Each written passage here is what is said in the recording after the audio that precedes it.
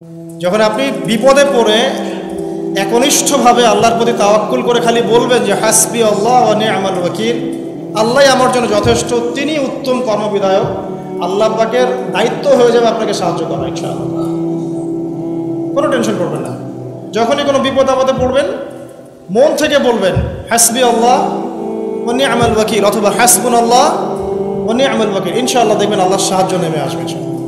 তো আমি young জেনারেশনকে request করবো যে হতাশ হবেন না। ইমানই সবচেয়ে বড় বিষয়। আমল করতে গিয়ে আমাদের মধ্যে ভুল ত্রুটি হতে পারে, এমনও হতে পারে কেউ সুদ খেয়ে ফেলছেন, কেউ জেনা করে ফেলছেন, স্পেশালি ইয়াং জেনারেশন অ্যাফেয়ার, হারাম অ্যাফেয়ার, জেনা করে ফেলছে বা বাধ্য হয়ে সে হারাম জব করছে, ঠিক আছে, মাদকদ্রব্য সেবন করেছে। এমন কোনো পাপ নাই সে করে নাই। যদি এমনও হয় তারপরেও হতাশ হবেন না। আল্লাহ রাব্বুল আলামিন আপনার খালেস ইমান যদি আপনি নিয়ে আসতে পারেন, তওবা করে ফিরে আসতে পারেন, আল্লাহ পাক মুহূর্তের মধ্যেই সমস্ত গুনাহ তো মাফ করে দিবেন ইনশাআল্লাহ, গুনাহগুলোকে নেকি দিয়ে পরিবর্তন করে দিবেন ইনশাআল্লাহ। সো আমি ইয়াং জেনারেশনকে রিকোয়েস্ট করবো যে হতাশ হবেন না। হতাশার কারণে তারা আজকে বিভিন্ন জায়গায় চলে যাচ্ছে। শুধু হতাশা, চাকরি নাই হতাশ, গার্লফ্রেন্ডের সাথে বনিবনা হচ্ছে না হতাশ, তারপরে বাসা থেকে প্রেশার দেওয়া হচ্ছে হতাশ, কবে কামাই করবি, কবে খাওয়াবি হতাশ, চাকরি একটা ভালো রেজাল্ট হচ্ছে না হতাশ। মানে হতাশাই কিন্তু মূল কারণ। ফ্রাস্ট্রেটেড তারা লাইফটার প্রতি, যে দূর লাইফে কিছুই করতে পারতেছে, চারদিক থেকে প্রেশার, তখন তারা হতাশ হয়ে বিভিন্ন খারাপ পথে পা বাড়াচ্ছে। তো হতাশা দূর করার জন্যে একটা বিষয় যথেষ্ট, সেটা হলো আপনি আল কোরআনের কাছে আসেন এবং 5 ওয়াক্ত নামাজ মসজিদে আদায় করেন, ইনশাআল্লাহ দেখবেন হতাশা আপনার মন থেকে চলে যাবে। ডেইলি জিকির আজগারগুলো নিয়মিত করেন, দেখবেন ইনশাআল্লাহ আপনার মনটা আল্লাহর নূর বা আলো দিয়ে পরিপূর্ণ থাকবে ইনশাআল্লাহ, আপনি হতাশ হবেন না। আর শয়তান তখনই সুযোগ নেবে আপনার কাছে যখন আপনি হতাশ হয়ে যাবেন। আপনি হতাশ হয়ে গেলে শয়তান আপনার কাছে সুযোগ নেবেন, হতাশ হবেন না। তো আসুন সামনের দিকে যাই। যে জাদুকররা যখন ইসলাম কবুল করলো, এরপরে নবী মুসা আলাইহিস সালাম ফেরাউনকে বারংবার দাওয়াত দিয়েছেন। বারংবার, কতবার সেটা আল্লাহ ভালো জানেন, বারংবার তাকে দাওয়াত দিয়েছেন, ফেরাউন তার দাওয়াত কবুল করেনি। যখন সে দাওয়াত কবুল করে নাই, মুসা আলাইহিস সালাম আল্লাহর কাছে দোয়া করতেন, একটা করে আযাব আসতো। একবার ব্যাঙের আযাব আসলো, একবার উকুনের, একবার ধরেন যে আপনার প্লেগ বা মহামারী, একবার রক্তের আযাব, হ্যাঁ, একবার ওই যে ফড়িংয়ের আযাব, মানে বিভিন্ন আযাব আসতে থাকলো। যখনই কোনো আযাব আসে তখন ফেরাউন বলে যে হে মুসা, তুমি তোমার রবের কাছে দোয়া করো, যদি আযাব উঠিয়ে নেওয়া হয় আমরা মুমিন হয়ে যাব আর বনু ইসরায়েলকে ছেড়ে দিব। বনু ইসরায়েল কারা? যাদেরকে ফেরাউন দাস বানিয়ে রেখেছে। এই বনু ইসরায়েলদের সাথে ইউসুফ আলাইহিস সালামের সম্পর্ক আছে, ইয়াকুব আলাইহিস সালামের সম্পর্ক আছে, ঘুরে ফিরে ইব্রাহিম আলাইহিস সালামের সন্তান ইসহাক আলাইহিস সালামের ট্রাইবের সাথে মিলে যাবে, ঠিক আছে। যারা প্রথমে থাকতেন প্যালেস্টাইনে, সেখান থেকে এই যে মিশরে চলে আসলেন, পরে তাদের হিস্ট্রি কী হলো আমরা সামনে জানবো। যখনই কোনো আযাব আসে তখন ফেরাউন মুসা আলাইহিস সালামকে বলে তুমি জাস্ট দোয়া করো আল্লাহর কাছে, আল্লাহ যেন আযাব উঠিয়ে নেয়, আমরা মুমিন হয়ে যাবো ইনশাআল্লাহ। কিন্তু যখনই মুসা আলাইহিস সালাম দোয়া করেন, আযাব উঠে যায়, ফেরাউন আবার সীমা লঙ্ঘন করা শুরু করে।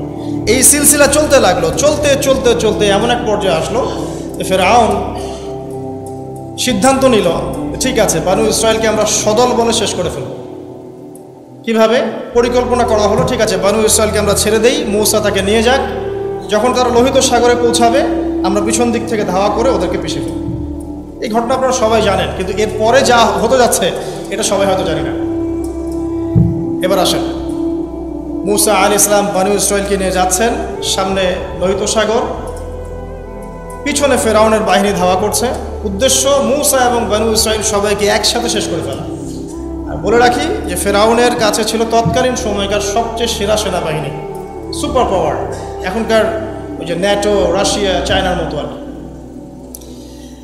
তো আল্লাহ রাব্বুল আলামিন পরিকল্পনা করেছেন এখানে কোনো একটা। মুসা আলাইহিস সালামের কওমের মানুষরা, কিছু কিছু মানুষ বলা শুরু করলো, ইয়া মুসা ইন্না লামুদরাকুন, হে মুসা আমরা তো ধরা পড়ে গেলাম, সামনে লোহিত সাগর, পিছনে ফেরাউন। মুসা আলাইহিস সালাম এইরকম অবস্থাতেও বলছেন, কাল্লা, কখনো না, কোশ্চিন কালেও না। ইন্না রব্বি মাইয়া সাইয়াহদিন, আমার সাথে আমার রব আছেন, তিনি আমাকে পথ দেখান। চিন্তা করতে পারেন, এই কথা কিন্তু আমাদের নবীও একদিন বলেছিলেন, যখন আবু বকর সিদ্দিক রাদিয়াল্লাহু আনহুর সাথে তিনি গারে সাউরে আটকা পড়েছেন, আত্মগোপন করেছেন, এখন কাফেররা চারপাশ থেকে ঘিরে ফেলেছে। তখন আবু বকর রাদিয়াল্লাহু আনহু কি বলছিলেন? ইয়া রাসূলুল্লাহ, তারা তো আমাদেরকে দেখে ফেলবে, নিচে তাকাইলে দেখে ফেলবে।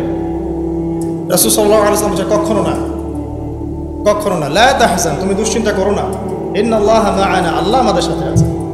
এগুলো কিন্তু চারটাখানি কথা না।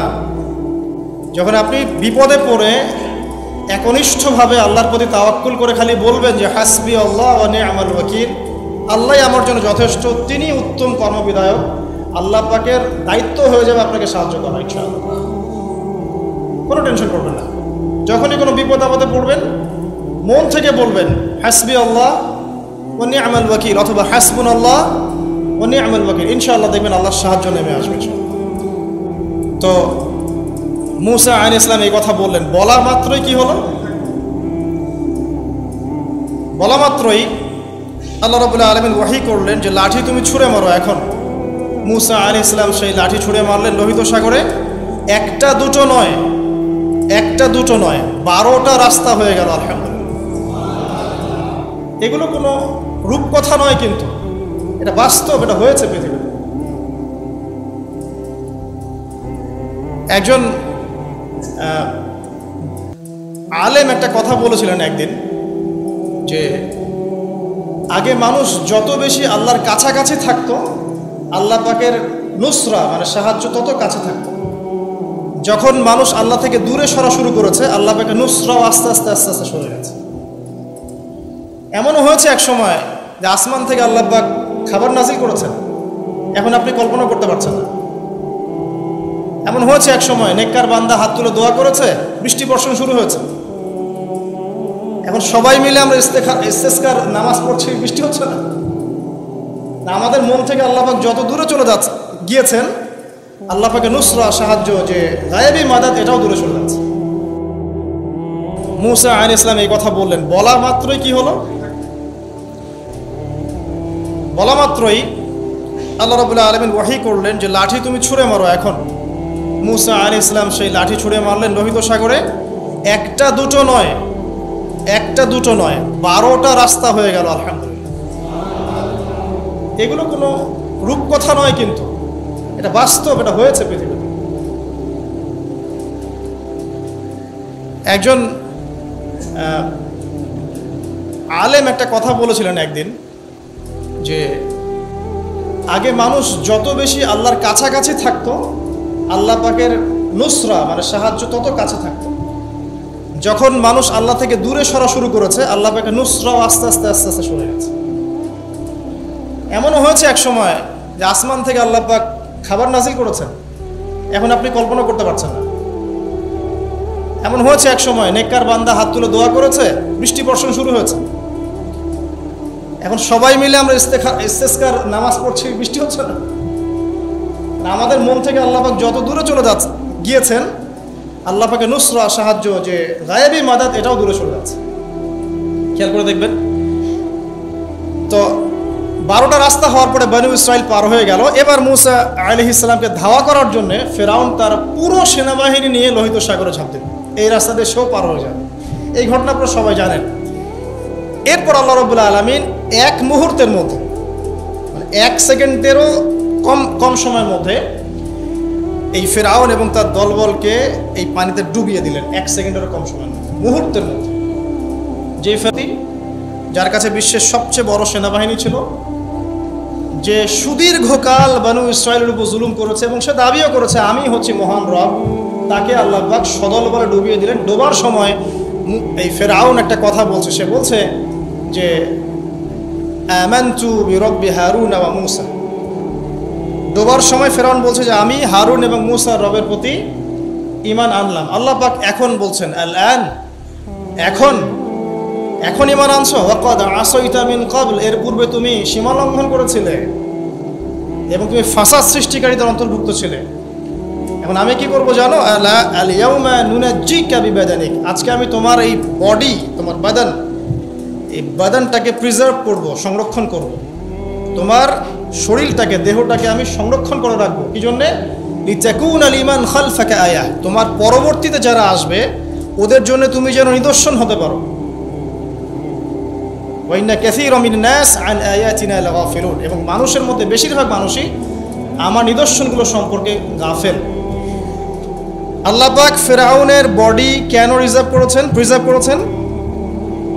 যাতে করে ফেরাউনের এই মমি, ফেরাউনের এই যে বডি, এটা যেন তার পরবর্তী যুগের মানুষদের জন্য নিদর্শন হয়।